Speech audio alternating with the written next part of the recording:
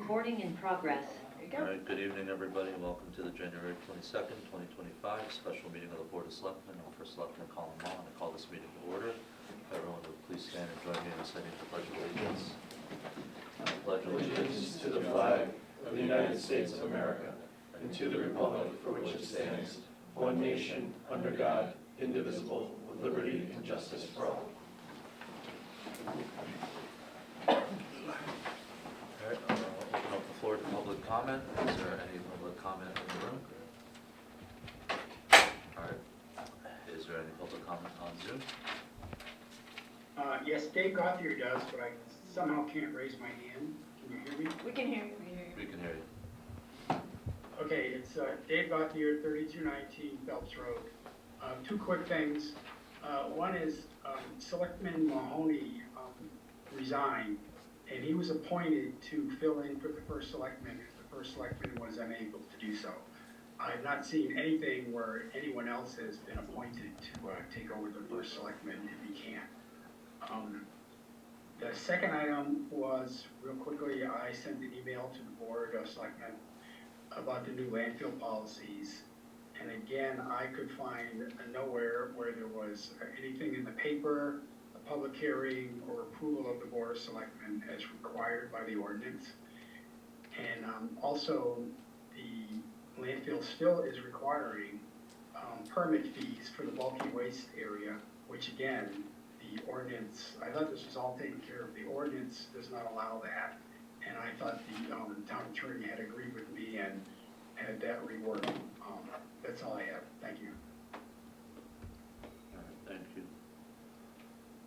Anyone else in public comment on Zoom? All right, seeing none, I'll move on to item 3 is discussion and approval of the minutes from the January 2nd, 2025 special meeting of the Board of Selectmen. Everyone get a chance to take a look at the minutes. Yep, Ms. Kathy Harrington, I make a motion that they be adopted as drafted with no changes. All right, the motion has been made. Is there any discussion? Hearing none, I'll call the vote. All those in favor say aye. Aye. Any opposed? Do you want to? I'm going to abstain, I wasn't on the board at that time. Okay, so the motion passes 4-0 with 1 abstention. Item number 4 is discussion and reappointment of Catherine Ellithorpe as a full member of the Permanent Building Commission through December 31st, 2028. Anyone have any comments?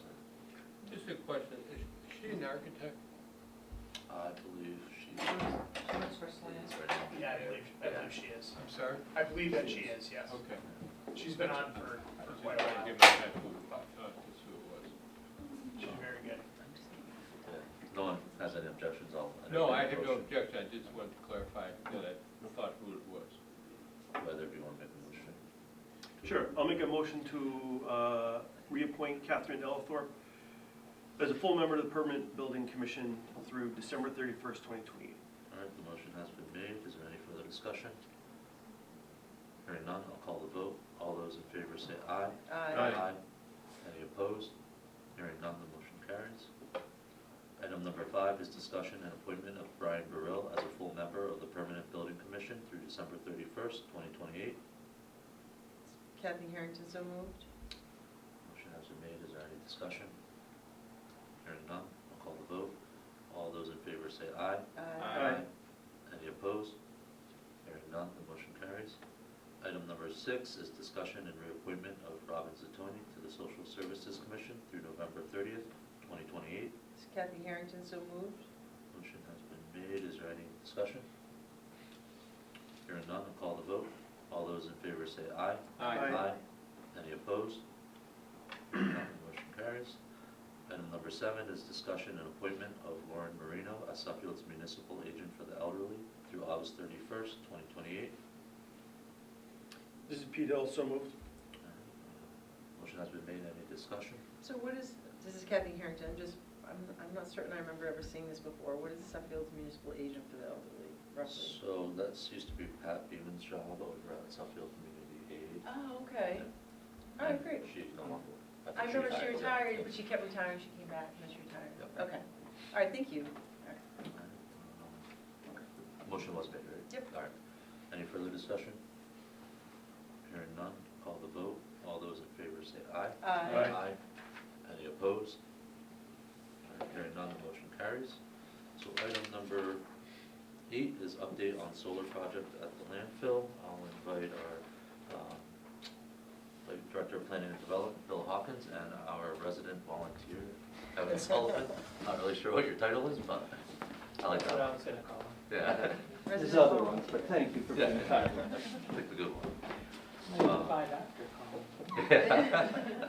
So these guys are here to give us an update on the solar project we went ahead and approved for the bid process, right, 2 years ago? Yep, so I can touch on all of that. So, Happy New Year, everybody. Welcome Claire Thank to you. the Board of Selectmen. I look forward to working with you and with everybody on the board. So it's been a while since we talked about this, so we thought it was a good idea to come back to the board, given we have a new member as well, to sort of run through where we started with this and where we are today, because we do plan on coming back to the board at some point with a lease agreement to look at and possibly review. So, as Colin mentioned, this kind of started back in 2022. I was getting some calls from solar developers keying in on town properties and specifically the landfill properties. So we had 94 acres with the landfill and the transfer station on Mountain Road. And there's programs out there for solar developers. It's more lucrative and sort of incentivized to locate brownfields or landfills to put solar arrays on. So given that we were getting these calls, we took a look at it and said, well, there's a way to possibly monetize these properties and generate some revenue for the town. So we started working with a consultant, Kurt Mayland. He's not able to be here today. He's a full-time law professor at the University of Vermont these days, but he lives in this world of renewable energy, and I don't think we could have gotten this far without him, to be quite frank. So in October of 2022, we issued an RFP, seeking bids to lease available acreage at the landfill. And I'll point out some areas on that map in a second. To solar energy providers, we received 3 responses. One was from EDF Renewables, and their array was just under 5 megawatts, it was 4.8. From company Verigy, the 0.9 megawatt system, and then Lodestar Energy also submitted for just over 5 megawatt project on 3 different parts of the site. And so through interviews and discussing the RFPs, and Kevin Sullivan here, a resident volunteer, who also is a developer that lives in this world, thank you, has been instrumental in helping us sort of navigate these things. What are the pitfalls? What should we look out for? How do we work with these developers? And so we determined that EDF Renewables and Verigy made the most sense for the town and presented that to the Board of Selectmen. And that was back in 7th of December of 2022. And that staff and our consultant's recommendation, the board approved moving forward with the lease option with EDF Renewables and Verigy. And so just to orient everybody on this map, can I cover the whole screen with this, or is it I going to think mess you can, something yeah. up? Doesn't seem You have to push hard on the mouse. It's kind of over there. no, I'm not No, gonna. it's on. So I'm assuming everybody's been to the landfill, but 2715 Mountain Road. Mountain Road's here. The driveway, which is steep and not great, and I'll touch on that in a second. But the buildings for the transfer station are here. There's a road out to the back, and this is where the capped landfill is. And I'm going to call that the western landform. And then this portion here, which is currently active and accepting bulky waste, is the eastern landform. And so EDF Renewables, their array was going to be located here on this parcel. Everything outlined in red is town-owned, again, 97 acres, and they were going to locate in this area. Verigy, in their 0.9 megawatt array, was going to be located on the capped portion of the landfill, specifically the western landform. So once we had the option agreement signed, there's a lot of work that these developers have to do, and Kevin step in if I misspeak here, but in terms of interconnection to the grid, there's a study that they have to do, and basically what that does is looking at the lines that run along Mountain Road, the power lines, and is there capacity for these systems to hook into that without I guess, major upgrades to either the lines or a nearby substation, which can make a project really not pencil out. And so EDF Renewables actually ran into that problem. Their larger project, which was 4.8 megawatts. And they, last year, about a year ago, in January of 2024, they terminated their option to lease because their review of the distribution and the transmission system near the landfill, there were too many constraints. And I think they probably would have had to make upgrades to a substation nearby. And the cost just didn't work, so they walked away. So that left us with Verigy, again, looking to site on the western landform of the landfill.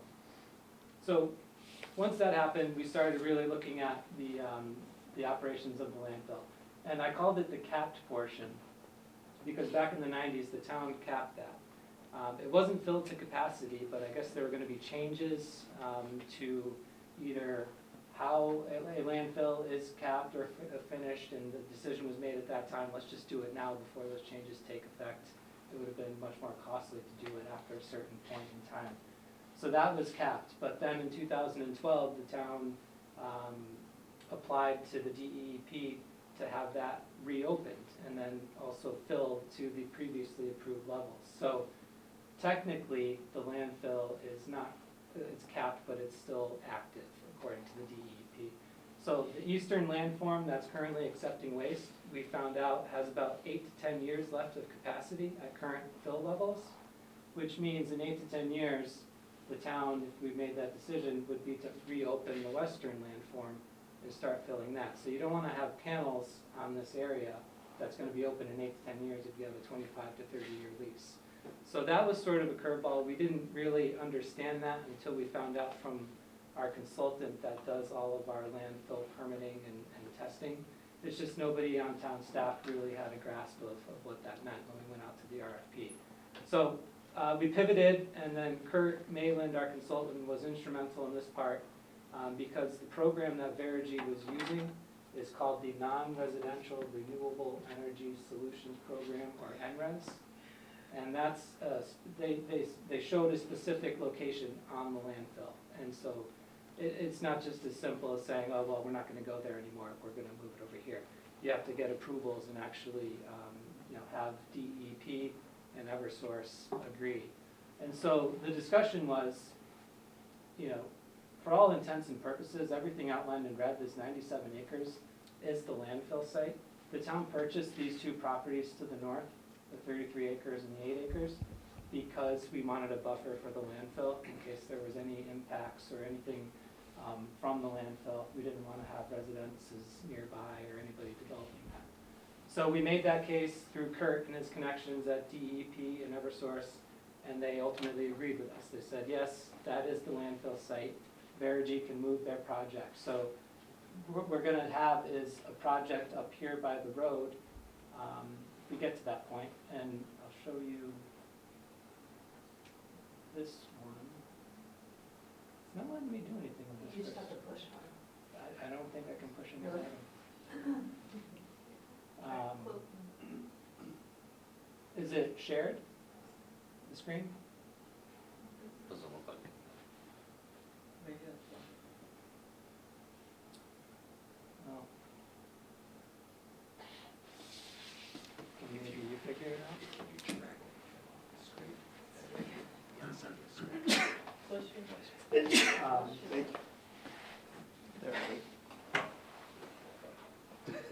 I don't know what I was doing, but apparently. Could that be, can you zoom in on that a bit? The plus. What do we do with that, Jim? I don't know, gotta push through. Okay, Good. yeah, perfect, thank you, Chris. So back to Verigy, and this map, you'll notice the base mapping is done by our consultant town engineer, J.R. Russo. And so going back to the access to the current transfer station, we thought as part of this project, it makes sense for us to look at getting a secondary access, or possibly getting a secondary access or driveway, which does a couple of things. It'd probably be a little bit safer. The access point on Mountain Road has great site distances where they located it. The slope would be more gradual. There's a number of reasons it might be advantageous. And we thought that might be able to be worked into the project with Verigy. Turns out that may not happen, but what Verigy did is design their array around this so that in the future, if we wanted to build that driveway, which is kind of tough to see, it's It's in like that purple and black. the driveway is here. Okay. And for, I mean, the buildings for the transfer station are generally here. That little roof is one of the bins for the transfer station. So we're further up to the north on that 33-acre piece, showing another one. And the solar arrays are these blue, the panels themselves. And so they're gonna build their driveway in, just what they need to get in and out, and then, you know, the whole proposed lease area is about 6 acres.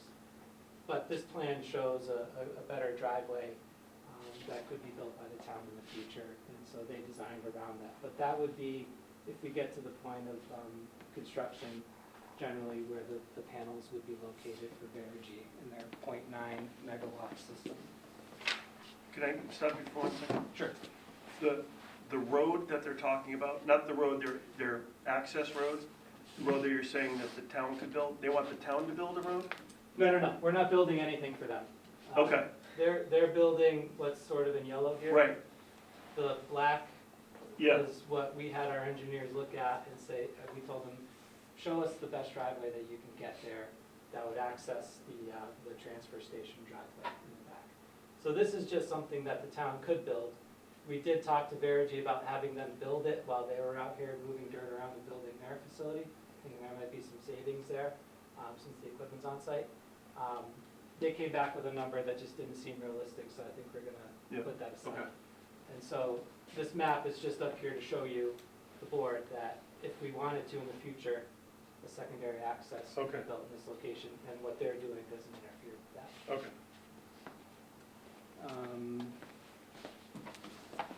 So currently where we are, we have a red line draft lease. Derek, our town attorney's been involved, and our consultant as well. We just heard from Kurt that he got what we think is the fully negotiated version. He's gonna look at it, send it to us, and for Derek to look at as well. And then we would be back before the Board of Selectmen to review that, possibly approve it. I think subject to town meeting, or however the wording would have to be. What's from the council. size they're proposing? 0.9 megawatts, which is advantageous for them for a couple of reasons. First, they don't have to go, excuse me, they don't have to go to the siting council. Anything over a megawatt, you're sort of automatically into this Connecticut Siting Council process, which takes a lot of time and money, and Kevin's familiar with that as well. Kevin, how's that compared to just your site? It's half, It's half the size Yeah. of yours. but not in land mass. It's a much smaller site because the panels are 40% more efficient. So less land, more power. Okay. And one last thing that's probably a question. Back when the RFPs came back, or the bids, Verigy was looking at a number of $65,000 a year in lease payments. It looks like we're still at that level, because the size of their system is basically the same. But again, we're still sort of looking at the lease. Who would use the power generated? So they have to have their own off-taker. I mean, hypothetically, everybody on that side of the mountain uses the power, but virtually, I think it's going to the Hartford Housing Authority. There's a designated list, and most of this generation has been going to impoverished neighborhoods or cities. But the power doesn't leave Mountain Road, basically. But that's part of the deal, is their power has to be sold to someone. It just doesn't go into the grid arbitrarily. So I think it's Hartford. And you're saying it would generate 65,000 annually? Right now, yeah, we think it's gonna be in that range, yeah, in lease payments to the town. So about $2.2 million during the life of the lease is gonna come to the community. Anything that I missed, Kevin, or you wanna add? It was a kabuki dance, I think. In the minutes, don't reflect that, it's a tough spelling, but. It's just recording. But it was a lot of fun to have these type of assets available. It was good that, not that Pat built too much, but when we needed something, he found it, and it was good to find out the town bought the property, it was a plume, it qualifies, we're not anywhere in the weeds. This is textbook, which is really important in the solar world, because, to be honest, and it's gonna happen, all these leases, they get transferred, they get bundled, they get repackaged, there's new credits that come through. In year 20, you know, when their power purchase agreement gets changed to someone else, there's new programs. So the really good news is we're squeaky clean on this deal, and we like it. Verigy's been a good partner. We had some hiccups, but they never really, they whined a little, but that's acceptable in the developer's world.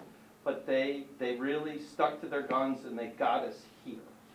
So it's been relatively pleasant. The important thing now is the meters ticked 2 years on them, so the angst in the emails is starting to show up. It's not our problem, but as a team and the recipient of some pretty good coin in the years to come, it's kind of our goal at the committee level to keep abreast, keep them moving, and get them where they have to be to town meeting. Town meeting is a very new concept to their legal thing. I think they come and they're thinking they're gonna have a hot dog and a little soda, and maybe a parade, but you know, they're starting to learn that they have to do a presentation and have our fellow taxpayers okay their lease. So that's what we're educating them on right now. But it's a good concept, it's a good use of land. We actually pick up, not that we need more land because we've got a lot in town, but we also pick up on the deal because there's a shading easement to the south side of the property. There's 2 cleared acres there. So all these little things, little attributes start to come through that who knows who needs 2 cleared acres in town, but it's certainly not gonna hurt us.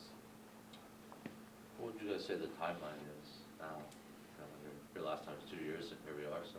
Well, they come, I'm sure they're gonna wanna come, the lease, the next time you folks meet, I think that we're gonna be looking for you to take a look at the lease and tell us your time frame.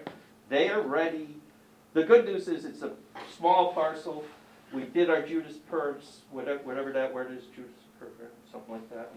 But yeah, we did. So just so you know how our protection is, we inventoried our own land as a town. We paid the Abbott survey. We paid for the boundaries. We paid for our own wetlands delineation. So again, going to the protecting our own asset, we know what we own. They reap the benefit in terms of expediting their design. They got all the data. So that print there's pretty much what they need. So they're going to be looking to go to wetlands and P&Z as soon as you sign off on the lease. And like Bill said at the beginning, the lease itself, I mean, is, I would say at this point, 99.9% done. It's already come out of my office. Believe it or not, I have a fair amount of experience with solar leases. I've done 5 or 6 in private practice.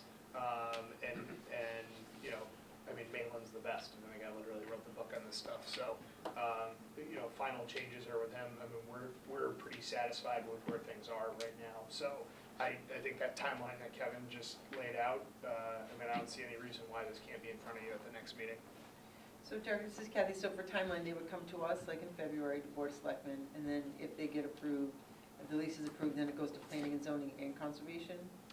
Yeah, they both need to approve it as well. And then do they come back I to don't us think we have an before we do order it? that they have to do that. It doesn't have to go to conservation before P and Z, it can go simultaneous, We right? go simultaneously, yeah.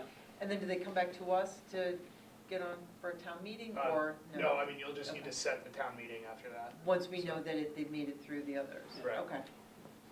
Can you explain again why we wouldn't go for a bigger system? So what ends up happening is substations is our limiting factor. So where the power comes in, coagulates, and goes back out again.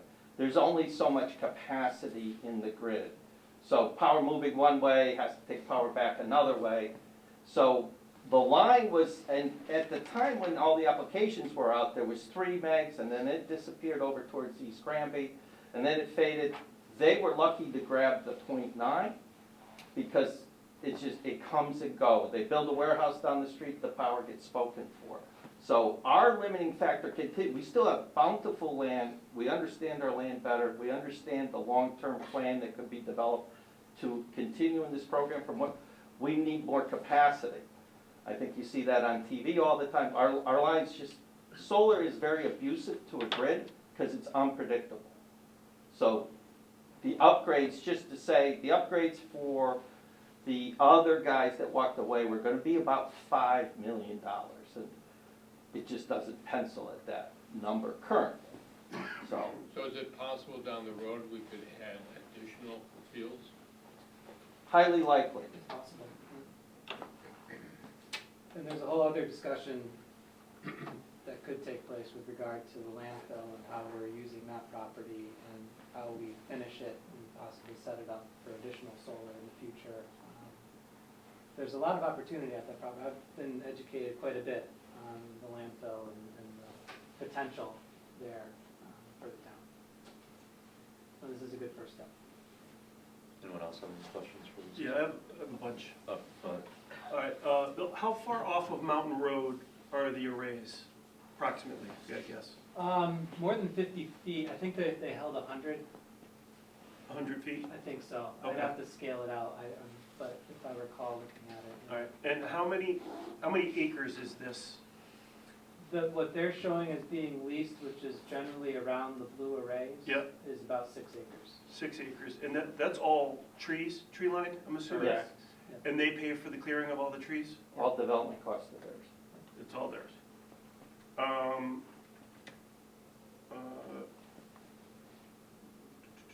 Trees, acres. Oh, how long, so you said that the capped portion, the DEEP, considers that still active, even though it's really not? Right. And how long do we have left on the portion that we're using now? 8 to 10 years approximately. All right. On the eastern landform. Yep. Chris, can you go back to the first one for a second? Because we're gonna have to have another section. 8 to 10 years comes really quick. You know, Yes. if you're not paying attention. Just See? hit it hard. It wasn't Yeah. just. Well, no, it always goes. She's banging the mouse. That, all right, so that section Can you? right there, Chris, to the left. No, The 8 keep going, acres. no, the blank space. This, back No, to the right. 8 acres, to the right is So- 33. Yeah. What is this here? Is this rock? Well, Oh, marsh. this. It's a marsh, Yeah, all right. It's a wet area. So I guess they could move it to here. That's what. Oh, this is wetlands as well? Yeah. So when this is filled in 8 to 10 years, where do we put this? That's my question, because this is gonna be gone, right, for the most part? Yeah, Verigy will be in this area. But we could never put waste there anyways. That's Right. just for plume management. Right, so I'm saying, but when this goes, then what do we do? So that's To the the left. western landform, and there's 30 to 40 years capacity. Oh, there is? At current rates. Okay. That All right. was approved to be reopened. That I did not know, okay, all right.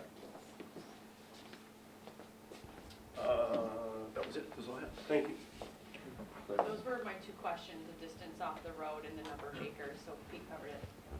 Thank you. I'll scale that out to get a more precise distance, but I Is there think it's any not 100 addition- feet. Is there any cost to the town?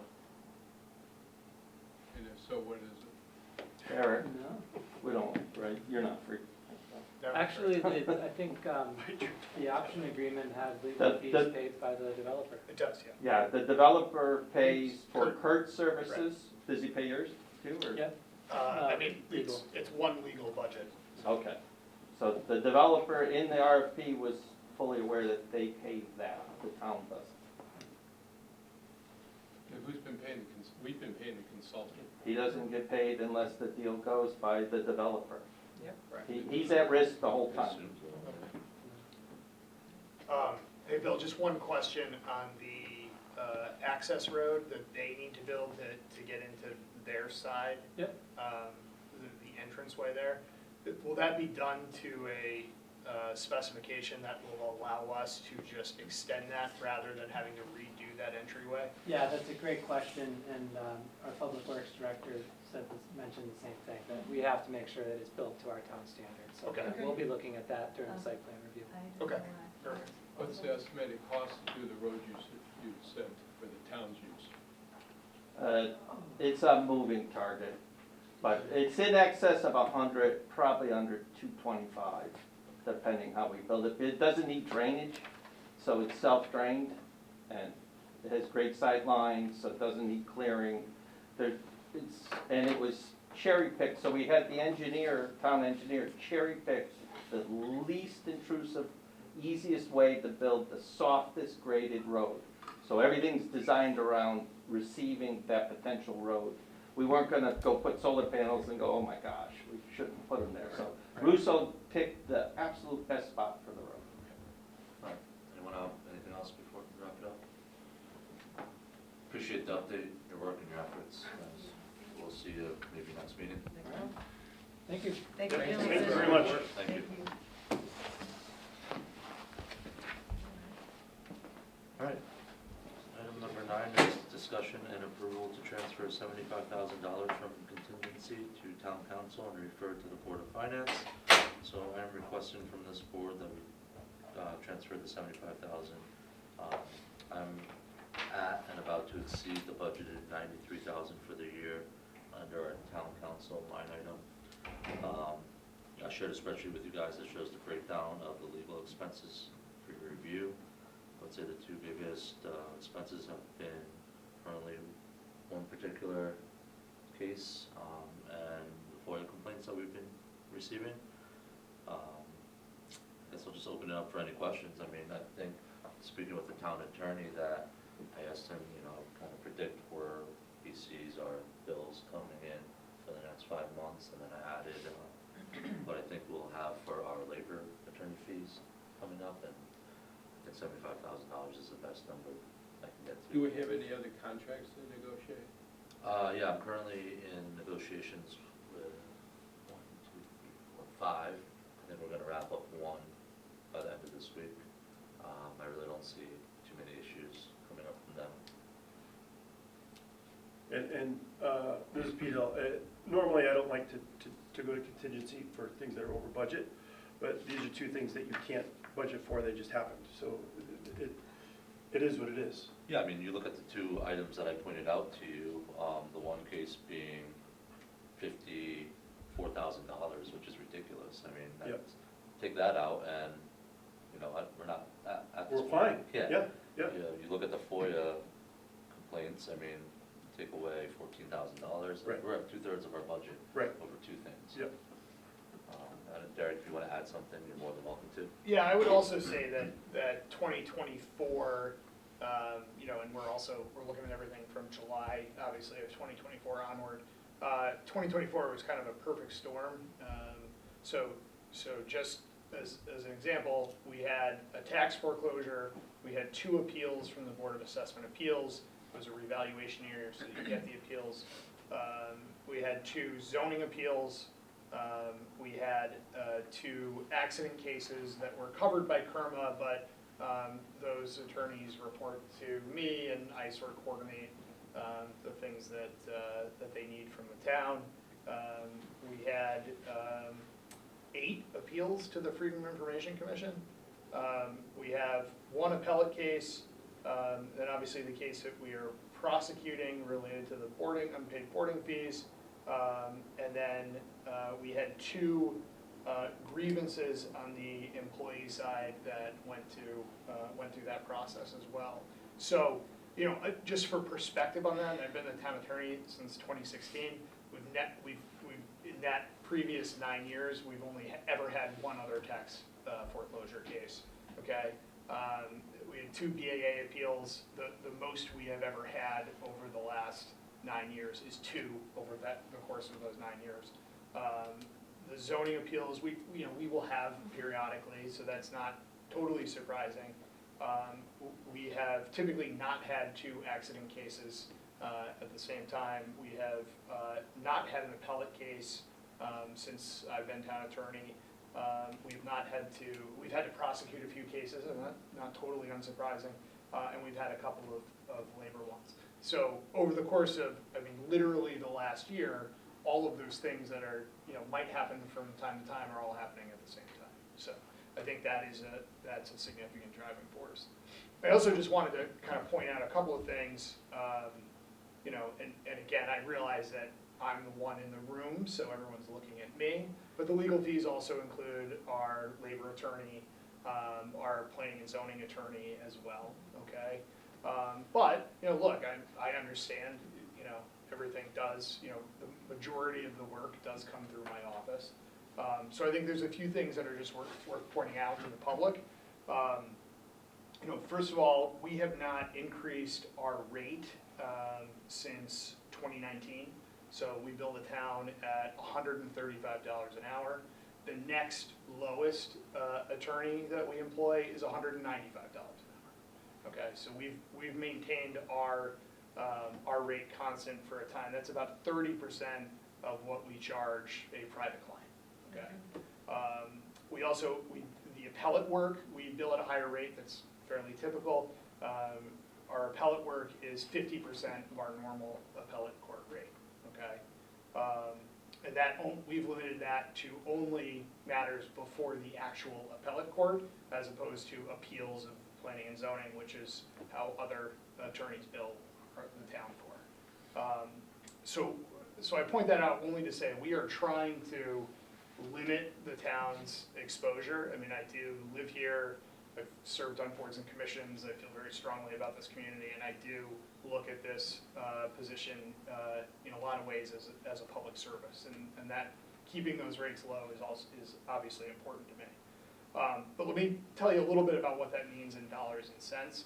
So if you were to take out all of the litigation, okay, just the regular work that comes up from the town, helping out at boards and commissions, fielding calls from employees, dealing with those regular requests, that's usually about 34 hours a month, okay, which is about $4,500 a month worth of billing to the town, okay. If we were to just charge a normal rate for that, at even the $195, and typically most of the attorneys that we would go out and hire are in the $300 range, but even if we were to bill at $195 an hour, we'd be talking about an extra $2,000 a month just for that normal work, okay? And if we were to bill, at a $225 rate, then we'd be talking about, another $1,000 a month, et cetera, and on from there. So we are trying to limit that as much as possible, and I just want to be transparent about that. The other thing too, I would just kind of point out is that, as things have changed on the town side, as we've consolidated departments and staffing and things like that, we have had to rely on more outside expertise for things, and I think that's important for you to consider during the budgeting process as well, and important for the Board of Finance to consider. I have said this repeatedly for the last 9 years. One great example is purchasing. We don't have a purchasing agent for the town. We do a lot of purchasing, and we don't have a centralized way to do that. I think people who've been on the board for a while have heard me talk about this for 9 years. But there's an example of something that a lot of times falls on our office, which you might be able to do through somebody who's specialized in that, who works in the finance department. And that's how towns are starting to deal with that as they grow, okay? So, that's the soapbox I get on periodically once a year in front of the Board of Finance, and I will again this year. I feel like there's some opportunities for savings in those areas. And look, I think the FOI thing is also very important to bring up. This year we had 8 appeals to the Freedom of Information Commission. In the previous 9 years, we've only ever had 2. For 9 years we had 2, and last year we had 8. So it is, there's a significant change in that regard. Also, just the number of FOI requests that the town gets has become staggering. It's not just something that Suffield's dealing with, it's every town. There are professional organizations who mine town records and use them for financial purposes. And look, we don't have, as the town, under the law, we cannot discriminate against why you want the information. You want the information, you gotta get it. But people look for lists, they look for lists of town employees, they package those things up, they sell them to industry groups, they use those, they mine the land records and use those for mailers and things like that. The volume of requests is staggering in that regard. And things like AI and increased technologies allow people to make those requests so much easier than they've ever been able to do before.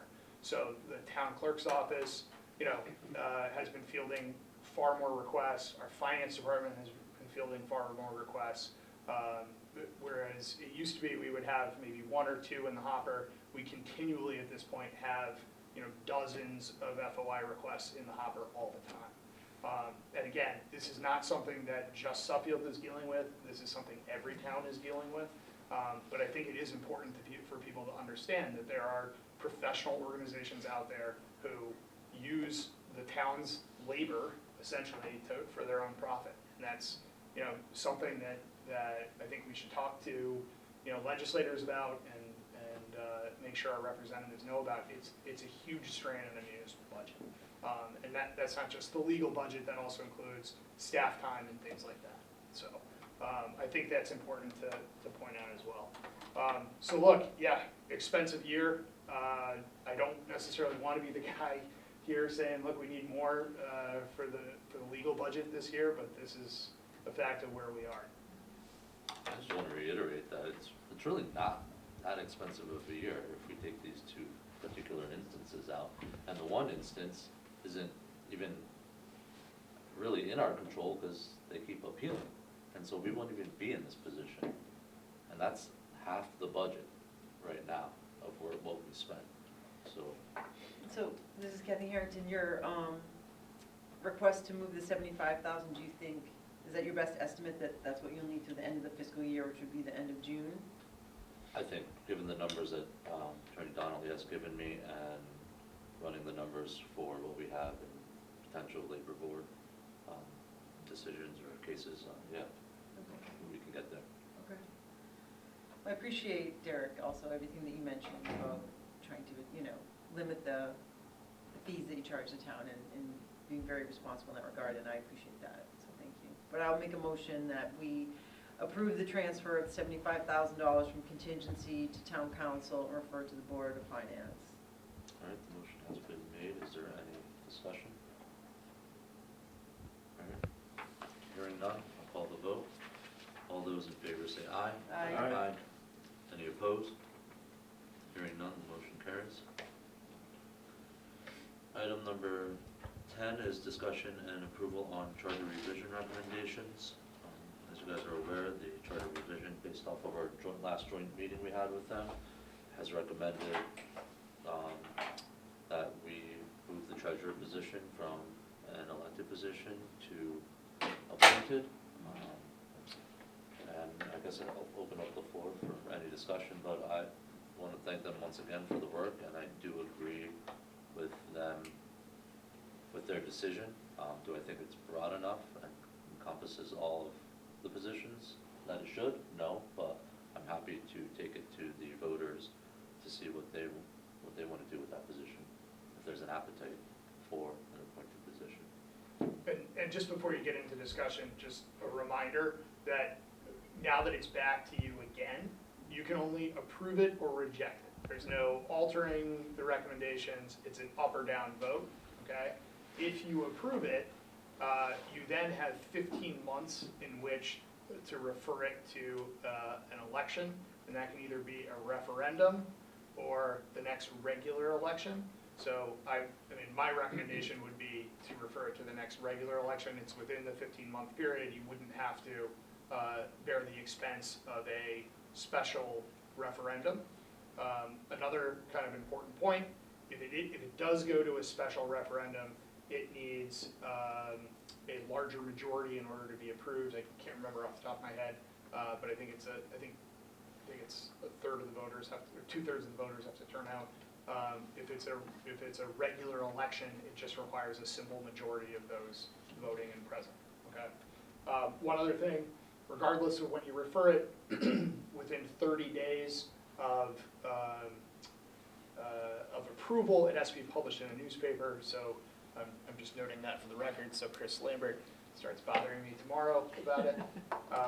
And if it's rejected, it can be appealed by petition and brought to referendum as well. So important consideration. And I think that the idea is just to put it on the next election. Sorry? Idea is to put it up for the next election. In November. In November. I think that's where you're going to pull the most people the next 15 months. It will save us a bunch of money. Oh, yeah. Referendum isn't really, yeah. thought for me. And I don't think we would get 33% of the electorate out No, for a one budget we wouldn't. charter revision question, so that makes sense. Right, so to move the discussion, I'll make a motion that we approve the recommendation of the Charter Revision Commission and refer it to the voters of Suffield at a regular election on November 4th, 2025. All right, the motion has been made. Is there any discussion? I just, question, if we were to reject, what does that mean? It essentially means, and the Board of Selectmen has done that before. If you reject it, it dies tonight, that there's no further action the charter revision can take. The only thing that can happen is voters could petition, and I don't remember the exact number of days, but I think it's either 15 or 30. They could sign a certain number of petitions, file them with the town clerk, and have that brought to a referendum. If that were to take place, it would come back before the Board of Selectmen to set a referendum, but there is a petitioning process. I just want to bring up the correspondence that the DTC chair, Tom Frenet, shared with us, that the DTC as a whole is against this. So, anyone have any further comments before? If I can clarify, they're against the treasurer's position being appointed as opposed to elected. You're not against the election of the town clerk and the tax collector. I thought his email said all three positions. Maybe I read it wrong. I think if I remember correctly, you wanted to keep them remained elected, all three. Yeah, Yeah. okay. Yeah. But for the sake of our argument, Mill, you're both right. That this just relates to the treasurer Correct. with the question, Yep. because the other two we're not really touching. Yep. All right. Any further discussion? All right, hearing none, I'll call the vote. All those in favor say aye. Aye. Aye. Any opposed? Opposed? All right, motion carries 4-1. Item number 11 is discussion and approval of remaining ARPA funds and refer to the Board of Finance. So I just convened the ARPA committee, or is it commission? Yeah. Just right before the end of the new year, or right before the new year. We had some money to spend from leftover projects. It was $26,767. I guess there was a change in the final rule, which required us now to have everything contracted. So over the past 3 years, we had a set date of, we had to appropriate it, and now they're saying we had to have a contract for it. So the group, who's made up of Selectman Shavitz, myself, Board of Finance members Brian Cost, Ace Brad Belcher, Chair, and Tom Frenet. We essentially picked some items that we could get under a contract in less than a week. Those items were to replace or buy a new ATV for the police department at $18,000, and to purchase a new road saw for the DPW at $8,767. Both we were able to sign the contract on, so we're good there. I just need to go through the process of getting it approved through this board, the Board of Finance, and I'm sure we'll just put it into the town meeting for the budget, like we've always done for the past couple of years. So if you guys have any questions, I'm happy to answer. Otherwise, I would entertain a motion to approve and refer to. I'll move that we allocate the remaining ARPA funds And refer to the Board of Finance. and refer to the Board of Finance. The motion has been made. Is there any discussion?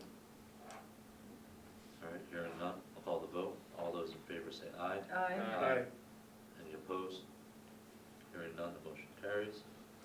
Item number 12 is discussion and approval to appoint a Board of Selectmen member to fill the ex officio vacancies. And the vacancies I'm speaking of are with Selectman Mahoney's resignation, and that is the WPCA, Library, PBC, and Economic Development. I think it just makes a lot of sense to have our new board member, Claire Blanco, fill those ex officio spots. Open the floor for discussion, or if anyone disagrees. I think it's a great idea. All right, nice and easy. We could give her more. Never helps. She'd probably take it. Probably, yeah. All right. So, this is Kathy Harrington. I will move that we approve appointing Claire Blanco to fill all the current ex officio vacancies from Jerry Mahoney. The motion has been made. Any further discussion? Hearing none, I'll call the vote. All those in favor say aye. Aye. Any opposed?